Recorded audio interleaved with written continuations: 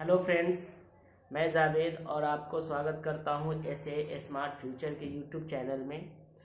अगर दोस्तों मेरे चैनल पे आप नए हैं तो प्लीज़ आप चैनल को सब्सक्राइब कर लें, और अगर वीडियो आपको अच्छा लगे तो उसको शेयर करें, लाइक करें। दोस्तों सबसे पहले मैं आपको नए साल की बधाइयाँ देना चाहता हूँ कि नए साल की बहुत बहुत आप लोगों को बधाइयाँ हों।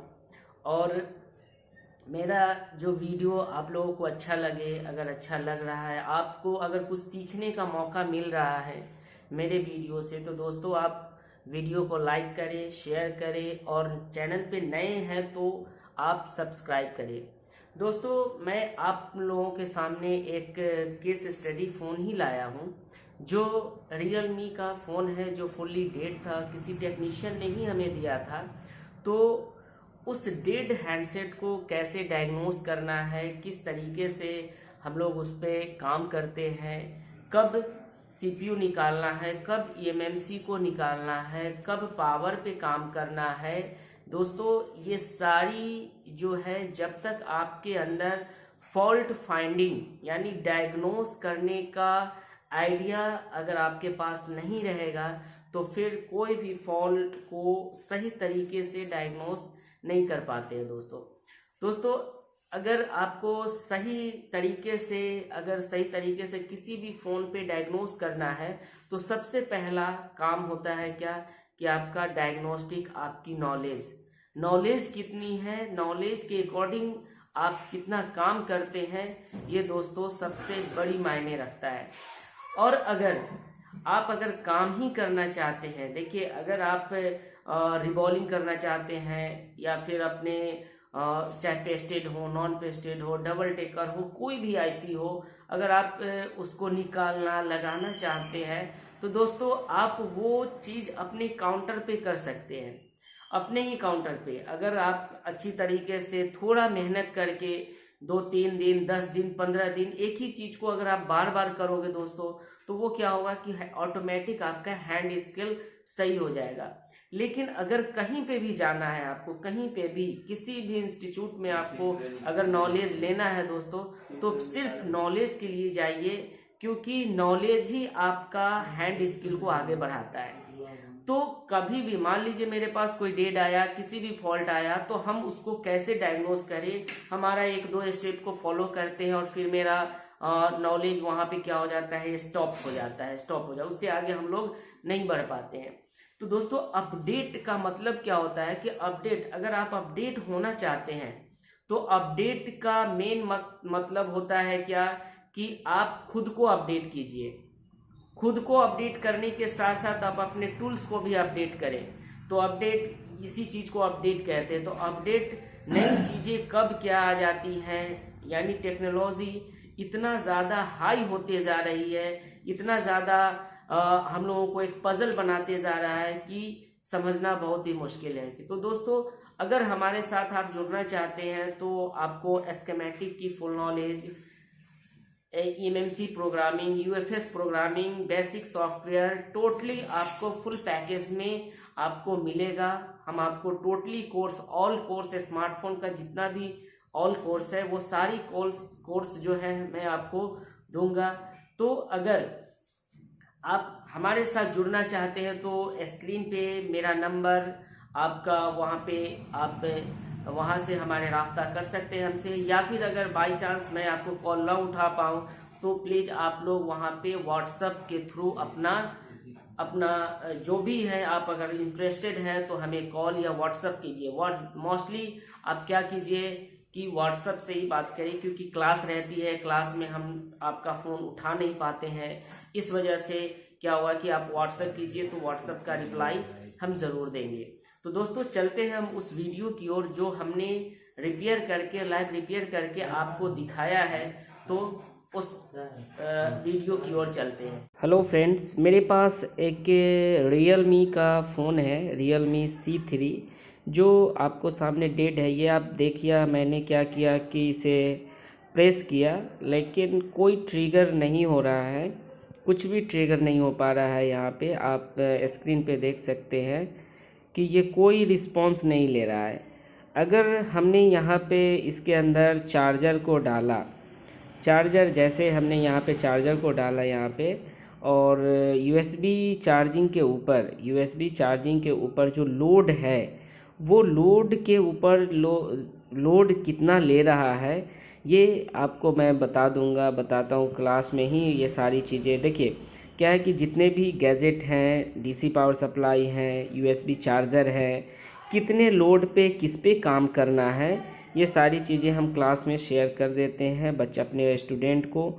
लेकिन फिर भी आपको ये बता दो कि यहाँ पे ये जो है 60 मिली एम्पेयर ये शो कर रहा है, फिर भी आपको मैं बता दे रहा हूँ।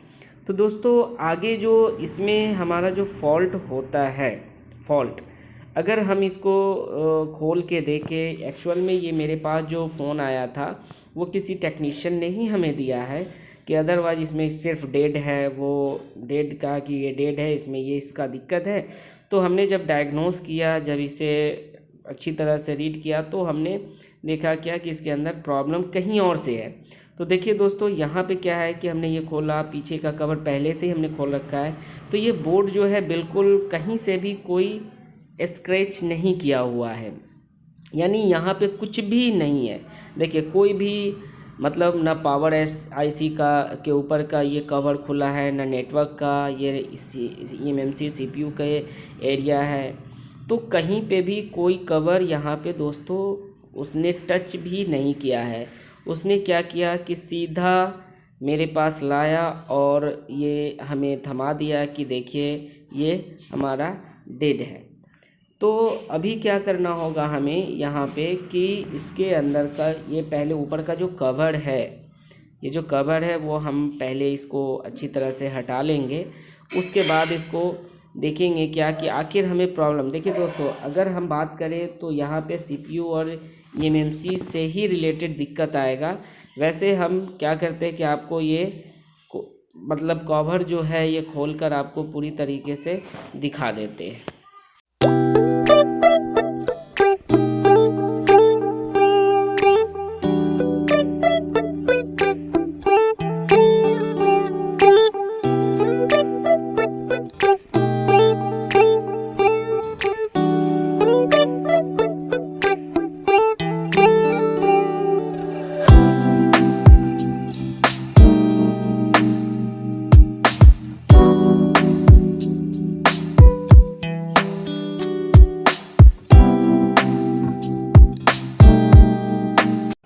तो दोस्तों हमने क्या किया कि इसके ऊपर का जो हीटसिंक जो टेप लगा होता है ये हटाया हमने, और ये जो एरिया है हम लोग थोड़ा सा ये पूरे एरिया को खोल देते हैं और देखते हैं क्या कि ये पावर सेक्शन है, यानी यहाँ पे जो BQIC है वो BQIC यहाँ पे लगा होता है। तो इस एरिया पे भी हमें क्या करना, देखिए एक्चुअल में हमें जो मेन वर्क करना है CPU और eMMC के ऊपर। अगर हम लोगों ने खासकर अगर मेरी जो एक्सपीरियंस कहता है कि ये जो प्रॉब्लम है ये eMMC और CPU का है, तो हमें eMMC को निकाल कर रिवॉल्व करके उसे चेक करना होगा UFI के थ्रू या फिर EasyJet के थ्रू, और CPU को दोस्तों रिवॉल्व करके लगाना पड़ेगा। तो एक्चुअल में हमने देखा क्या कि इसके अंदर का जो ये आपका जो CPU और eMMC है वो आपका ब्लैक पेस्टेड है। तो ये आप ऊपर का कवर हटाने के बाद भी कोई फ़र्क नहीं पड़ेगा दोस्तों। हमें क्या है कि सिर्फ इस एरिया को कुछ नहीं करना है, जो भी करना है हमें जो करना है CPU और eMMC के ऊपर हमें क्या करना है कि यहाँ पे जो है हमें कुछ रीडिंग चेक कर लेना है कि कहीं VPH लाइन कहीं शॉर्ट तो नहीं है। तो यहाँ पे हम लोग पहले ये BQIC है यहाँ पे, तो इसको हमें पहले चेक कर लेना है वो बूस्ट कॉइल के ऊपर कि यहाँ पे कहीं VPH लाइन शॉर्ट तो नहीं है। तो यहाँ पे हमने दोस्तों अगर चेक किया इसे, तो यहाँ पे क्या होता है कि कोई VPH लाइन जो है हमें यहाँ पे देखिए दोस्तों हमने चेक किया तो यहाँ पे हमें क्या लगा कि कोई VPH कोई शॉर्टिंग नहीं है, कोई शॉर्टिंग हमें नहीं दिखा। तो आगे दोस्तों हमें क्या करना है कि इस एरिया पे हमें पावर सेक्शन पे काम ही नहीं करना है, जो भी काम करना है वो करना है हमें CPU और eMMC के ऊपर, इधर कुछ भी नहीं करना है दोस्तों। लेकिन फिर भी हमने क्या किया कि यहाँ पर का जो कवर है वो भी चलो हमने इसे क्या करना है, हटा देना है। ऐसे पावर पे काम नहीं करना, लेकिन हो सकता है कि सेकेंडरी का कुछ शॉर्टिंग वगैरह ये सब हो, इस कारण से हमारा सेट डेड भी रहता है।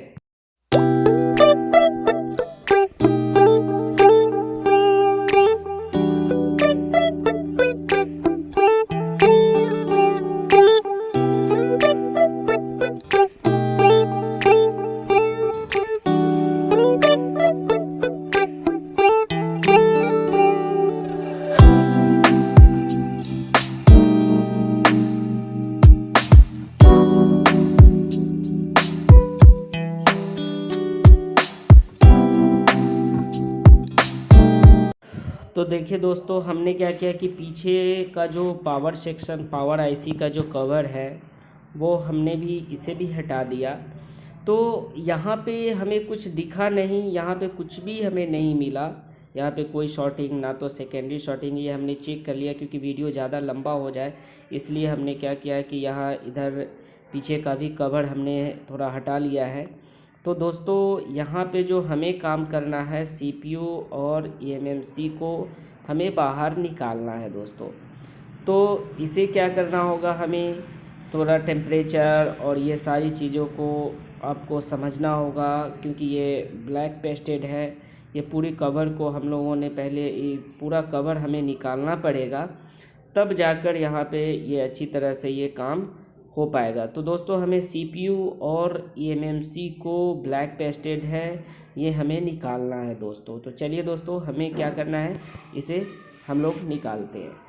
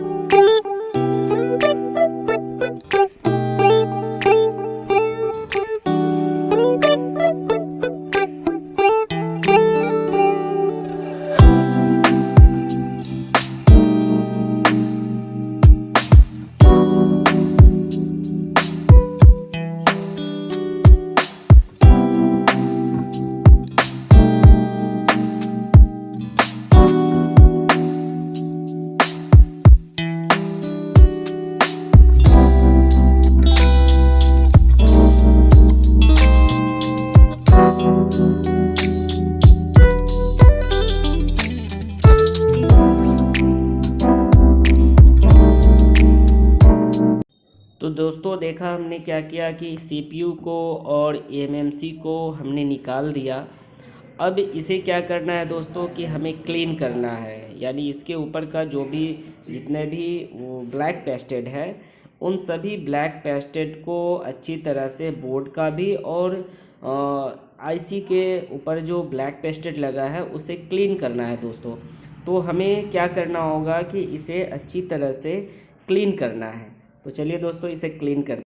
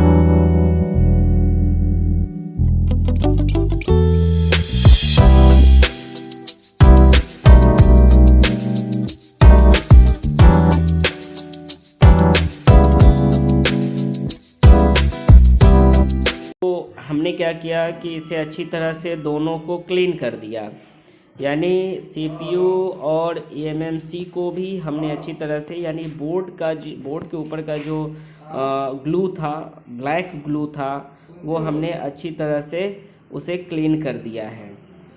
तो अब जो दोस्तों जो है हमें जो क्लीन करना है वो करना है इसके एमएमसी का और सीपीयू का। तो ये दोनों को चलिए दोस्तों हम लोग क्या करते हैं कि सीपीयू पहले एमएमसी को हमने क्या किया है, इसे एमएमसी को क्लीन करते हैं और इसे रिवॉल्व करते हैं दोस्तों।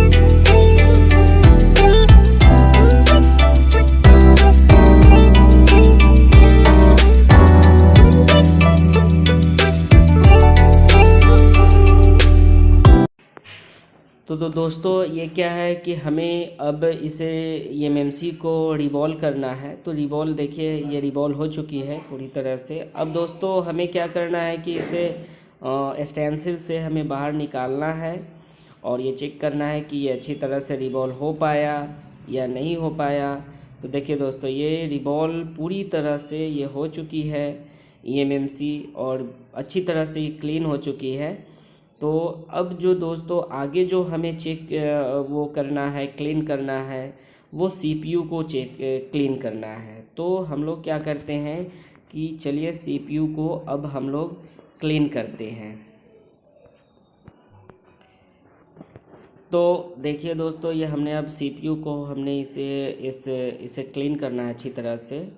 और जितने भी ब्लैक पेस्टेड है इसके ऊपर, ये सारी ब्लैक पेस्टेड को हमें अच्छी तरह से साफ़ करना होगा और तब सीपीयू जो है वो अच्छी तरह से क्लीन हो पाएगी। तो चलिए देखते हैं हम लोग क्या करते हैं कि इसे सीपीयू को अच्छी तरह से क्लीन।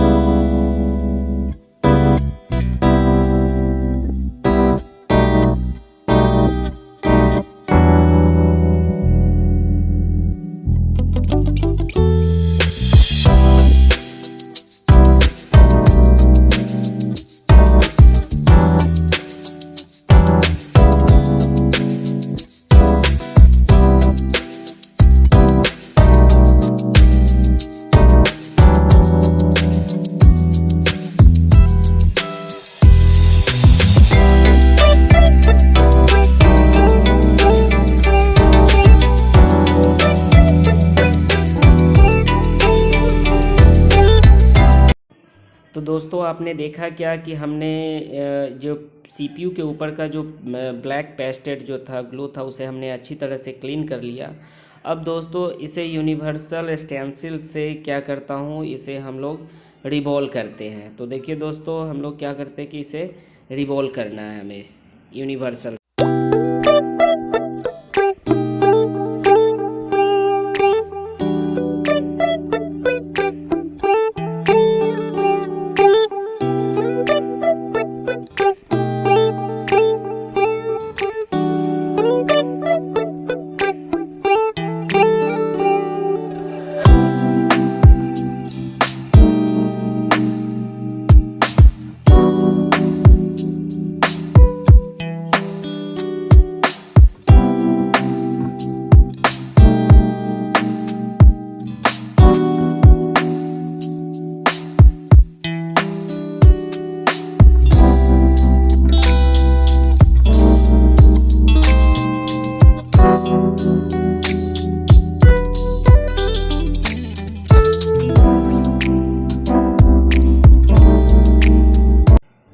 दोस्तों देखा आपने कि इसे हमने अच्छी तरह से रिवॉल्व कर दिया है। और रिवॉल्व करने के बाद दोस्तों अब हमें इसे क्या करना होगा कि हमें फिक्स करना है, पीसीबी के ऊपर इसे फिक्स करना है दोस्तों।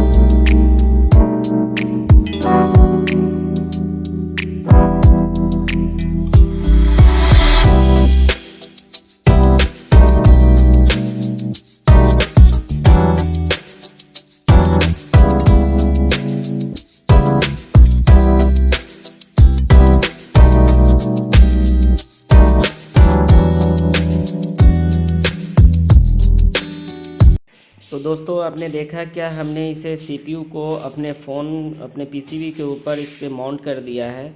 और दोस्तों इसके बाद इम्पॉर्टेंट काम क्या होता है कि इसे सीपीयू लगाने के बाद एक बार आप इसके पोर्ट चेक करो। पोर्ट जब आप चेक करेंगे तो ये एमटीके सीपीयू है, तो दोस्तों ये क्या होगा कि डायरेक्ट एमटीके पोर्ट बनाएगा। तो देखिए दोस्तों, मैं आपको दिखा नहीं सकता, लेकिन फिर भी क्या है कि ये एमटीके पोर्ट बनाया है, ये एमटीके पोर्ट बन चुका है। तो यहाँ पे क्या है कि यहाँ तक हमारा क्लियर हुआ, हमारा यहाँ तक का जो सफ़र था सीपीयू को निकालना और लगाकर उसे बिठाना, यहाँ तक हमारा क्लियर हो गया, यानी एमटीके पोर्ट ये बन चुका है। तो अब जो दोस्तों आगे जो हमें काम करना है वो काम करना है क्या, हमें अब चेक करना है क्या ईएमएमसी को, कि ईएमएमसी का हेल्थ क्या है, ईएमएमसी कहीं ख़राब तो नहीं है, ईएमएमसी कहीं हेल्थ तो डैमेज नहीं है, या ईएमएमसी पूरी तरह से डैमेज तो नहीं है। तो दोस्तों चलिए अब हम लोग ईएमएमसी को चेक करते हैं। तो दोस्तों जब हमें इसे ईएमएमसी का हेल्थ हमने चेक किया तो ये गड़बड़ है। एसएलसी और एमएलसी 60 से 70% यूज़ किया हुआ है। दोस्तों इसका बैकअप हमने पहले ही ले चुका हूँ इसका बैकअप, कि अब इसे आगे जो अपडेट करना पड़ेगा, क्योंकि इसकी जो हेल्थ है दोस्तों, इसको हेल्थ को सुधार करना पड़ेगा, इसको सुधारना पड़ेगा हेल्थ। इस वजह से क्या है कि हमें इसका अब अपडेट करना बहुत ज़रूरी हो जाता है, क्योंकि अपडेट करने के बाद ही इसका हेल्थ जो है ये ओके होगा।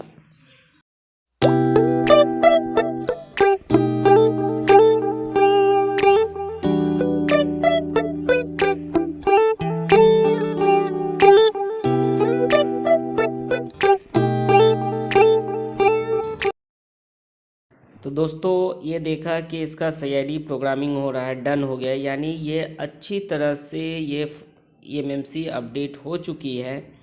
अब दोस्तों इसको आइडेंटिफाई करने के बाद ये पूरी तरह से क्लीन हो चुका है। और जब इसका हेल्थ हमने चेक किया तो ये देखो 0 to 10% यहाँ इसने अभी बताया।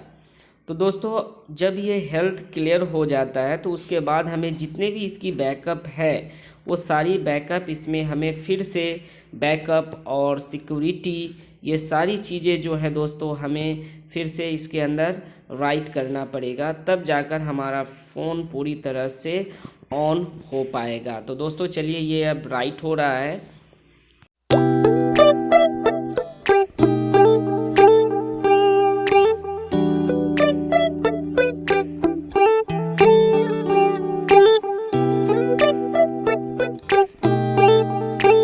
दोस्तों इसमें क्या हुआ कि ये पूरी तरह से ये राइट हो चुकी है। इसके अंदर जो इसका जो फर्मवेयर है आइडेंटिफाई करने पर दोस्तों आपने देखा क्या कि यहाँ पे अच्छी तरह से इसका जो फाइल है वो राइट हो चुकी है, इसके अंदर इसका जो फॉर्मवेयर है वो राइट हो चुका है।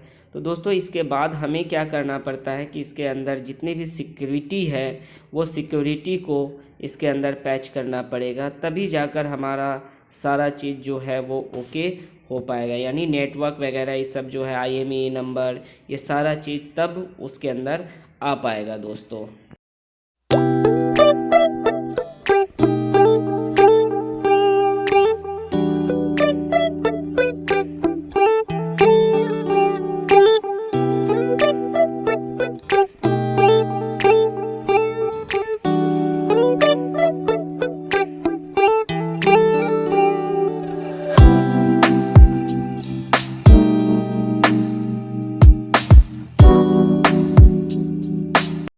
तो देखा आपने दोस्तों कि इसके अंदर जो है सिक्योरिटी को राइट कर दिया हमने और इसको आइडेंटिफाई करने पर ये पूरा क्लियर आ रहा है। लेकिन इस बार एक बार और इसको क्या करते हैं कि हेल्थ चेक कर लेते हैं, और हेल्थ चेक करने के बाद दोस्तों अब इसे क्या करना होगा, एक बार फिर से आइडेंटिफाई करते हैं और इसको अब MMC को UEFI के अंदर से हम लोग निकालते हैं। और निकालने के बाद हमें क्या करना पड़ता है कि MMC को उस फ़ोन के अंदर जिसमें हमने अभी फ़िलहाल में सिर्फ CPU को लगाया है, अब उसके अंदर अब क्या देखिए CPU को हमने लगाया है सिर्फ, अब क्या करना होगा कि अब उसके साथ MMC को भी अब लगाना पड़ेगा, तब जाकर हमारा सेट जो है वो पूरी तरह से प्रॉपर ऑन हो पाएगी। तो देखिए दोस्तों हमें अब क्या करना पड़ेगा कि MMC को अपने PCB के ऊपर अब इसे माउंट करना पड़ेगा। तो चलिए इसे हम एक बार माउंट कर देते हैं, उसके बाद देखते हैं।